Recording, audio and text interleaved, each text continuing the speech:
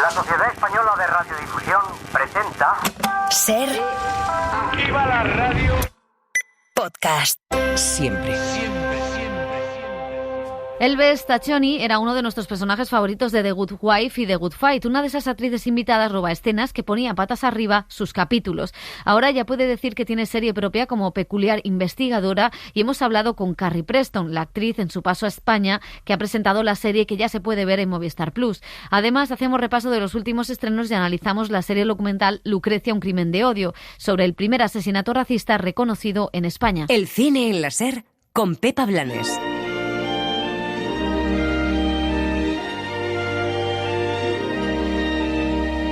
Las series. Summer journeys to Niagara and to other places aggravate all our cares. Y en televisión, las últimas semanas hemos tenido entrevistas glamurosas y la verdad es que no habíamos encontrado pues el hueco de hablar de algunos de los estrenos. Es lo que vamos a hacer hoy, pero además nos vamos a reencontrar Dani Garrán con uno de los personajes favoritos de la ficción. Sí, además me ha hecho mucha ilusión hacer esta entrevista, Y más tengo que decir. achuchables. Así me gusta. Es lo más El sueldo achuchable del emocional mundo. de la SER. Ahí lo tienes. Sí, porque no hay un sueldo económico, ¿quieres decir? No como un extra, bueno.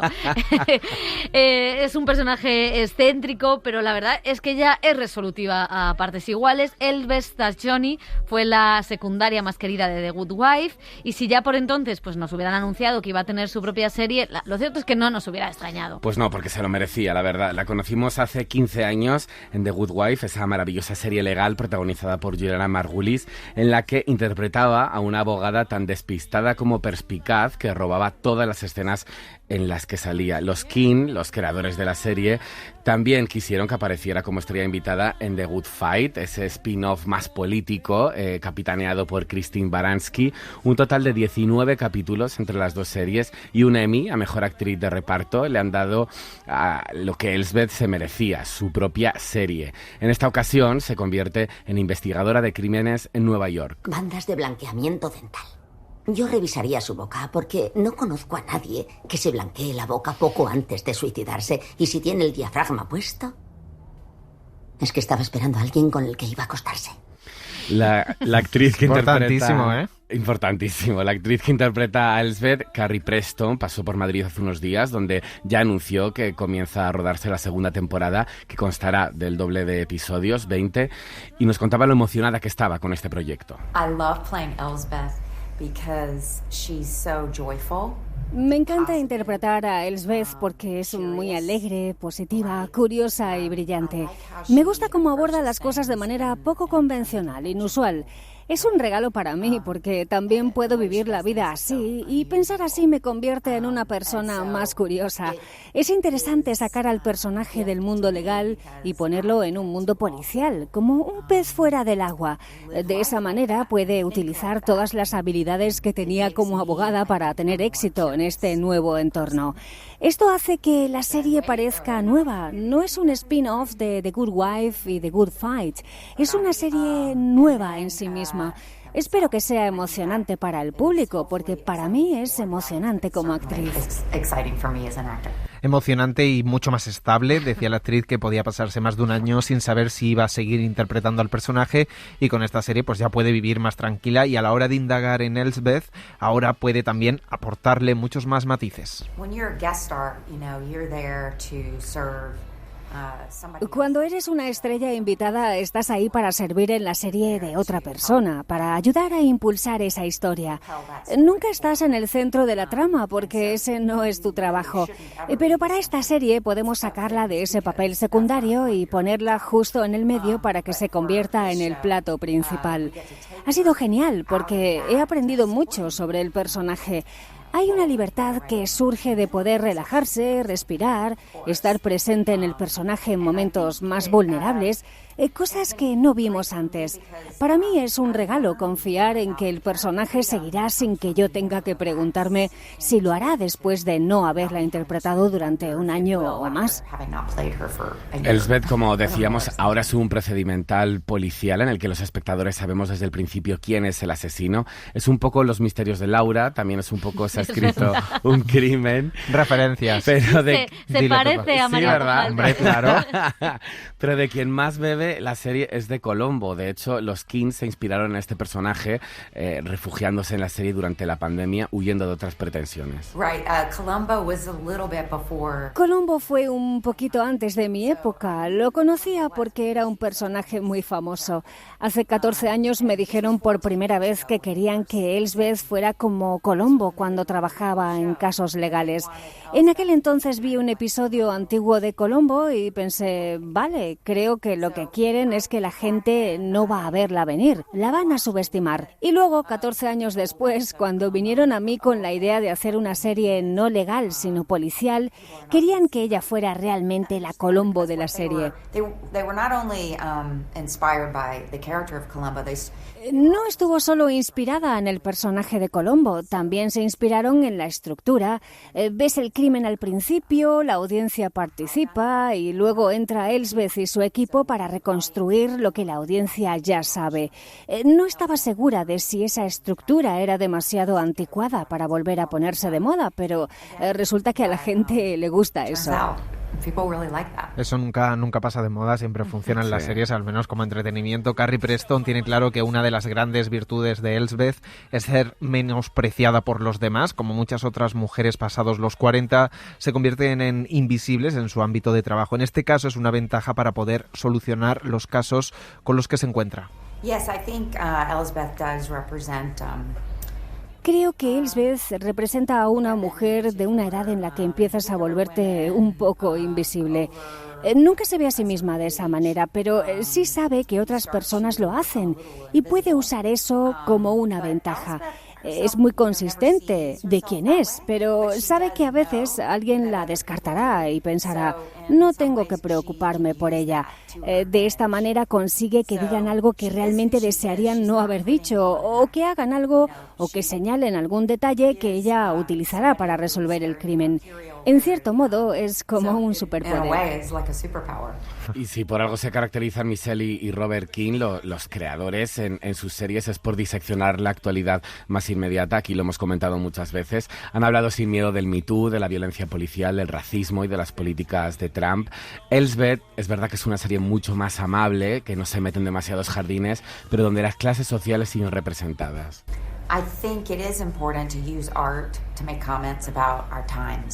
Creo que es importante utilizar el arte para hacer comentarios sobre nuestros tiempos, y Robert y Michelle King son unos maestros en eso. Con The Good Wife y en particular con The Good Fight pudieron expresar cómo nuestro país estaba lidiando con las cuestiones raciales y con el presidente Trump. Lo aprovecharon como una oportunidad para explorar todos los lados del asunto. No solo tenían su perspectiva liberal, siempre se aseguraron de incluir también las otras para que pudiera haber diálogo. Y creo que lo mismo ocurre con todos los problemas con los que nos enfrentamos. Lo que hacen con Elsbeth es alejarse un paso de la política, pero debido a que son quienes son, pueden leer algunos comentarios como criminales de la clase alta que intentan salirse con la suya. Muy bien, Dani. Tendría que volver The Good Fight un poco, ¿no? Tal y como está la política estadounidense. ¿Sí? Bueno, tenemos no estaría nada un mal. biopic de Trump que también es interesante y que de momento no encuentra a nadie que lo quiera estrenar, porque hay un productor haciendo boicot a su propia película, porque resulta que él pensaba que era pro-Trump, o sea, que la película iba a ser pro-Trump y ahora ha descubierto que no. O sea, Uy, esas cositas. susto. Uy, susto. O sea, que los King la estrenen, por favor. Bueno, la verdad es que es curioso, ¿no? Porque es verdad que Colombo era subestimado, ¿no? Y luego acertaba con variables inverosímiles todos los crímenes. Y es un poco lo que pasa aquí, esa premisa, con un personaje que podrías pensar, bueno, a lo mejor cuando tiene un biopic es irritante porque es demasiado tiempo un personaje demasiado excéntrico. Y sin embargo yo creo que la serie consigue que no lo sea, ¿no? Y que empatices con ella y también que sobreestimar a un hombre es difícil, pero sobreestimar a una mujer de 40 es lo habitual, ¿no? De más de 40 es lo habitual. Entonces creo que hay cierta venganza también en eso que me gusta. Sí, que sea tan pesada. Eso es maravilloso. O sea, que sea una pesada adorable a la que le quieras perdonar cosas. Es un poco como un Titi todo el rato detrás. Es como te puedes callar, señora, en un momento pero sin embargo quieres seguir viéndola porque es un personaje muy adorable. Creo que encaja muy bien también en Carrie Preston el personaje y la actriz, cómo se ha desarrollado. Y a mí sí me resulta curioso eso, siendo una serie muy, muy distanciada de lo que hacían los King en The Good Fight y The Good Wife, que eran series con mucha más enjundia, dramas legales o de abogados mucho más sesudos y complejos. Aquí esa liviandad y de algo que es casi una especie en extinción, que son los procedimentales, ¿no? La resolución de series por capítulos, que las plataformas han olvidado un poco de este tipo, que siempre funciona muy bien, especialmente en la televisión en abierto americana o la que la gente que sigue viendo la tele y no pone una plataforma, y que siguen funcionando y que tienen muchos seguidores. Y yo creo que es una serie que es como un happy place, ¿no? Un lugar en el que puedes estar, y además es genial esto de saltarte un capítulo si quieres o algo y seguir cada caso. Sí, yo creo que además es que a los King les ha venido también un poco quitarse todo ese peso de encima de tener que hablar de temas tan complicados, ¿no? Pues como la violencia policial, la cuestión racial en The Good Fight. Creo que Stormy Daniels, ese capítulo era increíble. Disfrutones completamente. La actriz me lo decía, ellos durante la pandemia querían relajarse, querían quitarse un poco todas esas cosas que le venían del día a día, ¿no? Y entonces se pusieron Colombo, y a partir de ahí nació esta serie, que también tiene sus cosas, claro que las tiene, machismo, por eso, ¿no? por eso lo digo. Yo creo que todos los capítulos tienen también su peso, porque al final no deja de ser una serie de los King, que son brillantes en todo lo que hacen, y aunque hagan una serie ligera, también meten un poco ahí su colmillo. Y porque un crimen siempre tiene un condicionamiento social, otra cosa es cómo lo contemos o cómo se muestre. Bueno, y precisamente vamos a hablar ahora de eso, de una docuserie recién estrenada en Disney Plus, que pone en el centro el primer asesinato racista de la democracia española, el de Lucrecia.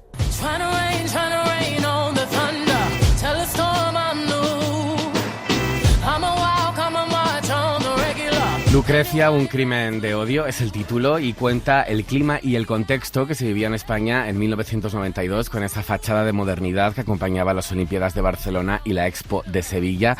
Lucrecia, el personaje protagonista, era negra, migrante, trabajadora del hogar, y hacía solo un mes que vivía en España. Vivía en una discoteca abandonada llamada Four Roses, lugar donde fue asesinada a tiros por un grupo de neonazis. Su historia conmocionó a la sociedad española y provocó una reacción social sin precedentes.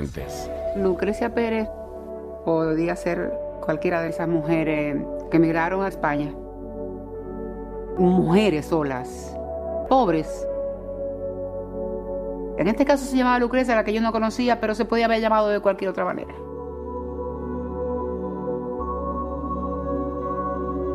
Lucrecia no fue la excepción, fue una de ellas. La serie está dirigida por David Cabrera y Garbiñe Armentia y producida por Justin Webster, un periodista, cineasta y documentalista que ha indagado en asesinatos recientes ocurridos en España con una dimensión social. Nos decía Webster que ve muchas semejanzas con otros crímenes de odio racistas, como el de los 5 de Central Park o el de Stephen Lawrence, que fueron en la misma época.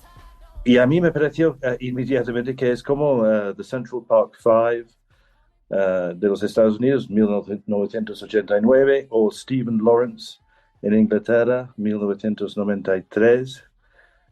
Es una historia, obviamente, a este como impulso de etiquetar todo con crimen como true crime. No soy muy fan de la etiqueta exactamente, pero bueno. Entonces es una historia con un asesinato, pero con un subtexto enorme, y obviamente el racismo es parte de ello, pero hay muchas capas a esta historia. Entonces lo que buscamos con la herramienta de serie documental es una historia rica en subtextos, ¿no? En capas,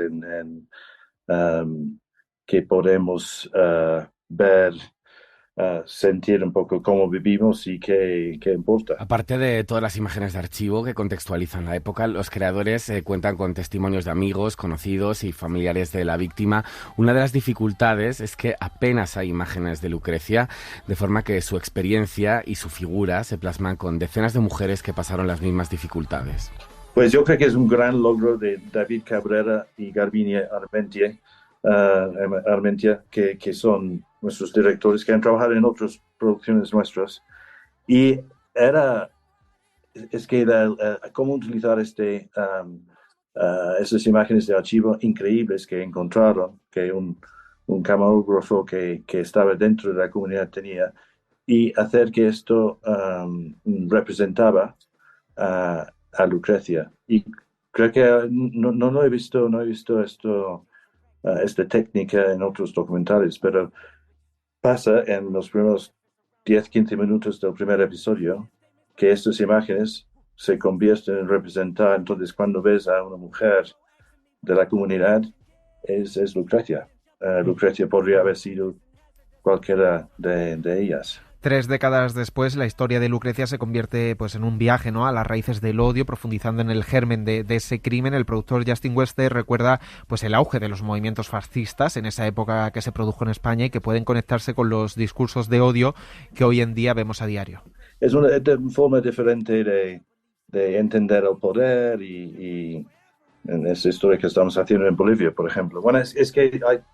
Y entonces encaja que en esta historia, esta temática, y de dónde viene España en este momento. Obviamente el pasado del franquismo y nazismo, hay que decirlo, en España había grupos neonazis en esta época muy fuertes, con un pasado, y durante el franquismo había conexiones con el nazismo. Entonces se forma no tanto... Quizás no especificarlo tanto en franquismo, pero esta forma de entender la identidad, que es muy, muy violento, muy tribal, y verlo con esa perspectiva de 30 años, y tener en cuenta cómo está hoy, sí te hace pensar. Yo creo que probablemente lo que pasó es que hubo este golpe del neonazismo, acampaba a sus anchas entonces. Y luego, después del caso de Lucrecia, se enteró un poco, se desapareció de la superficie, pero ha surgido otra vez, ¿no? Pues quizás la parte más interesante, esa conexión de aquello que pasó. Para empezar, que pasó en el año 92, que es un año importante porque fue el año de la modernidad y España no era tan moderna, era racista. Para continuar, porque la transición dejó ese hueco, o sea, no eliminó el fascismo ni a los neonazis. Y para continuar, porque después de ese asesinato de Lucrecia, que sí que es muy impactante ver cómo la sociedad española reacciona, ahora tenemos esos mismos delitos de odio de alguna manera en el centro, no solo de España, sino de toda Europa. Entonces, a mí me parece muy, muy, muy interesante, aparte de esa mirada a las mujeres, a las primeras migrantes, porque fueron las primeras migrantes que venían a trabajar de internas en las casas de Aravaca, ¿no? Y ese primer racismo que encontraron, racismo-clasismo conjunto. O sea, que me parece que dentro de los retratos de este estilo es el que más profundidad ha metido, ¿no? Él siempre Justin Wester las series documentales, como le gusta llamar a él, que ha estado detrás, pues siempre hay una complejidad y un respeto y una forma de tratar el material increíble. A mí me ha sorprendido, especialmente porque no conocía mucho de esta historia, ¿no? Sobre todo hay un pasaje en el que dicen, es que en esos años, en el 92, no se alquilaban pisos en España, es decir, claro, que yo no era consciente de esto, ¿no? De que no, a una dominicana no te van a alquilar un piso, un español, ahora para que pasa. tú vivas, claro. Ahora tampoco se alquila a las personas extranjeras. Y esa parte de la selección a la hora de la vivienda sigue, ¿no? Entonces, pues, ¿qué íbamos a hacer? Pues es que éramos internas, el domingo era nuestro día libre y nos congregábamos en una plaza o tenían que malvivir en esa discoteca abandonada. Entonces creo que tiene mucho enjundia esta historia y cómo le sacan partido en el sentido de bien, ¿no? A la hora de tratar no solo el racismo, el auge de movimientos neonazis, sino un poco cómo la sociedad y un poco la política también estaba un poco a verlas venir, como que no eran conscientes de todos estos problemas que estaban en la calle y que les explotaron en la cara, y es interesante verlo con la perspectiva de hoy y los paralelismos que pueda haber. Yo creo que está muy bien narrado, que pasa muy bien por ese hándicap que es el no tener imágenes de ella, y a mí me sorprende mucho todavía esos comentarios, ¿no? de totales que hace la gente por la calle, de bueno, los negros que se vayan, no los queremos, no queremos que estén en la plaza de nuestro barrio.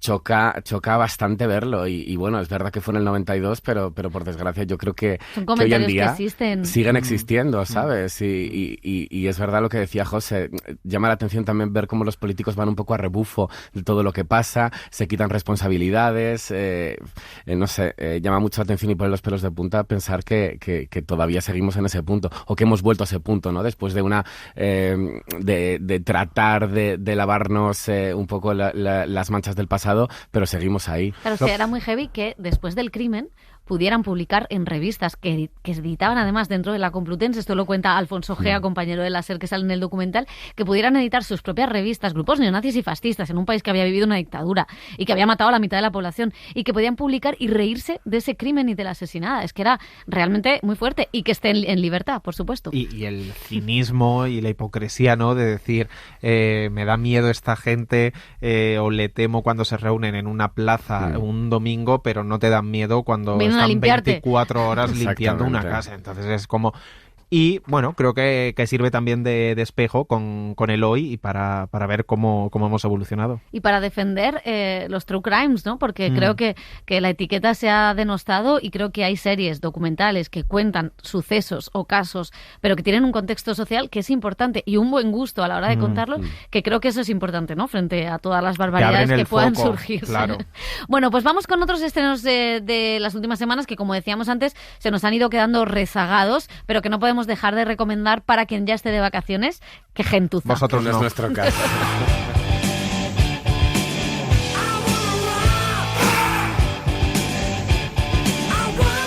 Bueno, pues empezamos con la 4ª temporada de The Boys, que está ya en emisión semanal en Prime Video, y yo la verdad es que la estoy disfrutando mucho. La serie, creada por Eric Kripke y basada en los cómics de Garth Ennis, comenzó como la parodia más salvaje y transgresora de los superhéroes, y poco a poco ha ido derivando en un reflejo político al que la realidad está a punto de superar. Al igual que en el mundo real, la ficción llevaba tiempo coqueteando con el fascismo y el totalitarismo, y ahora, sin complejos, ha dado el paso definitivo hacia las fake news, las conspiraciones y el populismo más extremo, adelantando por la derecha a la realidad y siendo mucho más terrorífica.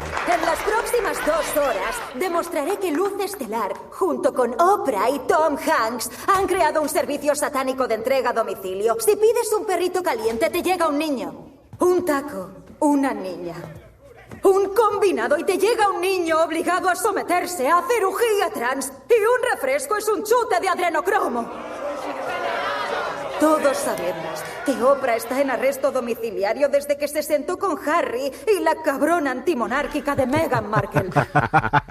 Mejor corte. Bueno, no nos hemos olvidado de una de las últimas series de Apple TV Plus, Presunto Inocente, la nueva adaptación de la novela de Scott Turow, que ya fue llevada al cine en el 90 por Pakula, con Harrison Ford como protagonista. En esta ocasión es Jake Gyllenhaal el encargado de dar vida al ayudante del fiscal, que se convierte en el principal sospechoso de un asesinato. Uno de sus puntos fuertes es que la miniserie ha experimentado una actualización para no perder credibilidad, con sus dosis de giros de guión y un suspense que se mantiene intacto durante todo el metraje. Si tenemos en cuenta que detrás del guión está David E. Kelly, esto no es ninguna sorpresa, porque es el creador de series como Big Little Lies o Anatomía de un escándalo. Se encontraron varios juegos de huellas en su apartamento, incluidas las tuyas. ¿Cuándo fue la última vez que estuviste en su piso? Estuve en la escena tras su muerte. Pero llevabas guantes, ¿no es cierto? Tus huellas estaban en su dormitorio y nadie te vio entrar allí. ¿Cuándo fue la última vez que estuviste antes del asesinato? Teníamos casos juntos, juicios. A veces trabajábamos fuera de horario y nos reuníamos en su casa. ¿Trabajasteis en su apartamento? Éramos colegas. Y seguimos en Apple TV Plus porque la plataforma, hay que decir que sigue empeñada en dominar el campo de la ciencia ficción. Materia Oscura es una adaptación de una novela protagonizada por Joel Edgerton y Jennifer Connelly, que, como las buenas series del género, utiliza la ciencia, en este caso la mecánica cuántica, para hablar de lo no vivido y de otras cuestiones filosóficas. Universos paralelos, múltiples identidades y un ritmo adictivo para una de las ficciones que, sin mucho ruido, ha adelantado por la derecha al problema de los 3 cuerpos, como serie más inteligente. ¿Cuántos cuerpos? Del género de este Carlos año. Cuerpo. ¿Y cuántas derechas? ¿Qué es esto? Una prueba. ¿De qué? De que no estoy loco. Con el tiempo, la marca del anillo de boda desaparecerá. Y solo me quedarán los recuerdos de la vida que tuve. Suscríbete al Cine en la SER. Escúchanos en directo en la SER los sábados a las 7:30 de la mañana y los domingos a las 3 de la madrugada. Cadena SER. La radio.